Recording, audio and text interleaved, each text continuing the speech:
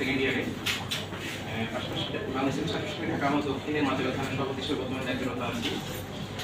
আমি গত 25শে জুলাই গ্রেপ্তারের আগের দিন ফেসবুকে একটা পোস্ট দিয়েছিলাম যে পরাধীনতার শৃঙ্খলে আবদ্ধ আমাদের স্বাধীনতা।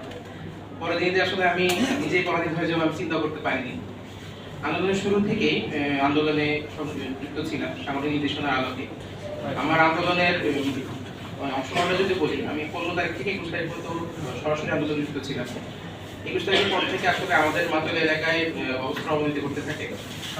এরপরে আর সরাসরি আন্দোলনের অংশগ্রহণ করার সুযোগ হয়নি। 22 তারিখে আমাদের এলাকা থেকে প্রায় 23 জনকে ধরে নিয়ে যাওয়া হয়। আমাদের এলাকার অনেক সাংগঠনিক এবং সাধারণ মানুষকে ধরে নিয়ে যাওয়া হয়।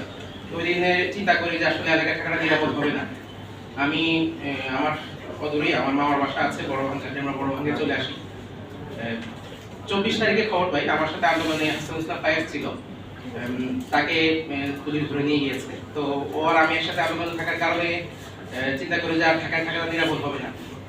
তো পরের দিন গ্রামে যাওয়ার সিদ্ধান্ত নিই আর কি। 25 তারিখ ফজরের পরে আমি নামাজ পড়ে আমার মামার বাসায় ছিলাম। মামাদেরকে না বলে বের হয়ে যাই যে চিন্তা করে থাক, বলার দরকার নেই। ফজরের পরে আনুমানিক 6:30 হবে।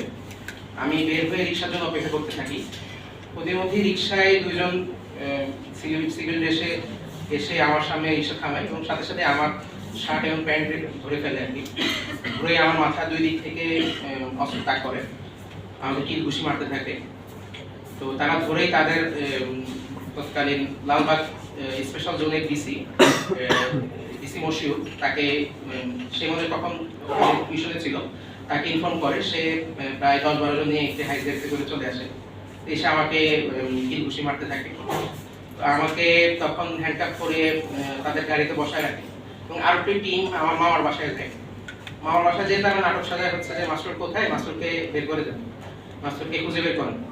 তো তারা এই কথা বলে আমার মামার 2 ছেলে এবং আমার মামিকেও তারা হাফচুর করে প্রচুর। তো আমার মামার 2 ছেলেকে তারা ধরে নিয়ে আসে, ধরে আমার সামনে দিয়ে নিচে নামায়। কিন্তু আমার গাড়িতে শেড দিয়ে থাকার কারণে আমাকে তারা দেখতে পারে, কিন্তু আমি তাদেরকে দেখতে পাচ্ছিলাম। তখন অনেক কান্না আসে আসলে, আমি সময়ের সাথে জড়িত, কিন্তু আমার মামার ফ্যামিলি কোনোভাবেই রাজনৈতিক কোনো কিছু ছিল না। তাদেরকে ধরে একটি গাড়িতে করে ড্যামরা থানায় নিয়ে আসা হয় এবং আমাকে জমটুপি পরিয়ে সরাসরি ডিবি অফিসে নিয়ে আসে। ডিবি অফিসে নিয়ে এসে আমাকে প্রথমে একদম প্রায় অপছন্দ করে ফেলে আর কি। আমাকে নিয়ে এসে বাসডালা দেওয়া শুরু করে, শোয়ে বাসডালা দেওয়ার সাথে সাথে আমার হাত এবং পা অবশ হয়ে যায় আর কি। আমার শরীরের প্রত্যেকটি অঙ্গ প্রত্যঙ্গে বা প্রত্যেকটি জয়েন্টে তারা আমার হাতে দিয়ে আঘাত করে। প্লাস দিয়ে তারা আমাকে স্ক্রুর মতো করে আমার শরীরের প্রত্যেকটা জায়গায় চামড়ায় তারা টানতে থাকে আর কি। বেল্ট দিয়ে তারা আমাকে মারতে থাকে। টানা 2 দিন তারা আমাকে কোনো প্রশ্ন করা ছাড়াই, কোনো নির্দেশনা ছাড়াই আমার তারা নির্যাতন চালায় আর কি।